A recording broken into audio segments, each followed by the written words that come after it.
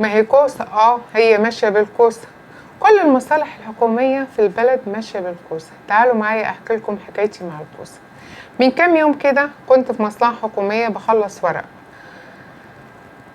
المفروض ان احنا بناخد ارقام بالدور بتاعنا وبنقعد ننتظر لغاية لما ينادوا على الرقم بتاعنا ونخش نخلص المصلحة بتاعتنا. انا خدت الرقم وقعدت ماسكه الموبايل بتاعي وقاعده العب في الموبايل منتظره الدور بتاعي يجي. لقيت نفسي قاعده بقالي فتره طويله والدور ما بيجيش، فانتبهت للدور لقيت ان الدور ماشي ببطء شديد، فتنتني مركزه معاه لما اشوف اخرتها ايه وايه سبب البطء في الدخول والخروج. لقيت الاخ اللي مدينا الارقام وبيدخل الناس بيدخل ناس مش في دورهم، ولقيته مدخل شخص جه بعديه ومش في دوره. فده استفزني جدا وخلاني قمتله، وصوتي الصيفي طلع وعبد الصمد اللي جوايا كمان طلع، وقلت له هدخل. فبيقول لي يا استاذ ده مش دورك وتلتزم بدورك. قلت له لما انت تلتزم وتدخل الناس في دورها، وقدام اصراري ان انا لازم اخش المكتب عشان اخلص ورقي فسابني دخلت. فطبعا عشان صوتي كان عالي جدا في موظف جوه اول ما شافني استاذه اللي انت بتعمليه ده ما ينفعش والمفروض ان انت تلتزمي بدورك. قلت له لما انتوا تلتزموا بالارقام اللي انتوا مديها لنا وما يبقاش فيه كوسه اللي انتوا مشغليننا.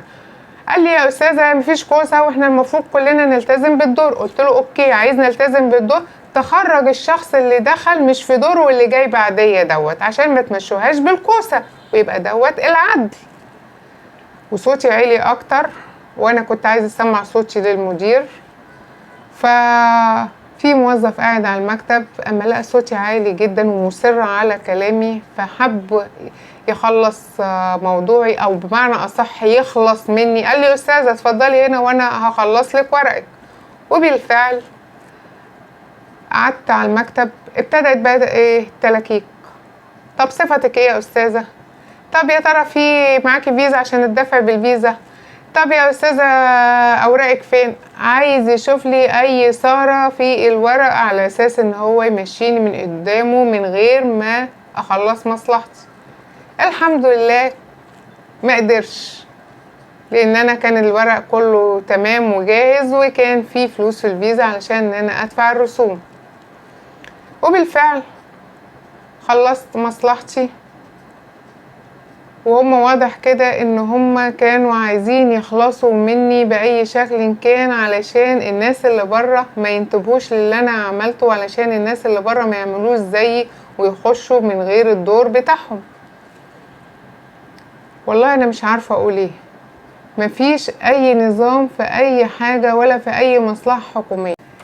تعالوا بقى معايا اقول لكم ايه معنى كلمة كوسة. معنى كلمة كوسة دي جملة اعتراضية المصريين اطلقوها على المحسوبية والوساطة لما بيحصل لهم ظلم من مديرهم في الشغل ولا بيحصل لهم تخطي لدورهم في اي مصلحة حكومية زي ما حصل معايا. لكن انا قدرت اخد حقي ودخلت وما همنيش موضوع الكوسة اللي هم كانوا ماشيين بيه. كلمة الكوسة ليها روايتين بنفس المعنى، ومعنى الكوسة دوت موجود عند المصريين من زمان. الرواية الأولى بتقول إن الحياة كانت بدائية جدا ومش مجهزة في مصر، وكان التجار الخضار والفاكهة بيجوا ببضاعتهم، فكانت الدنيا مش مجهزة ومفيش التلاجات اللي موجودة دلوقتي لحفظ الخضار والفاكهة زي اللي موجودة في الأسواق الكبيرة زي سوق العبور وغيره. فكان تجار الخضار والفاكهة بيجوا بيقفوا طابور طويل علشان يخشوا السوق، واللي بيجي عليه الدور قبل ما بيخش بيسدد رسوم ضريبة دخول السوق. وكان الطابور حاسم جدا ومفيش حد يقدر يستثنى الطابور إلا التاجر اللي معاه الكوسة.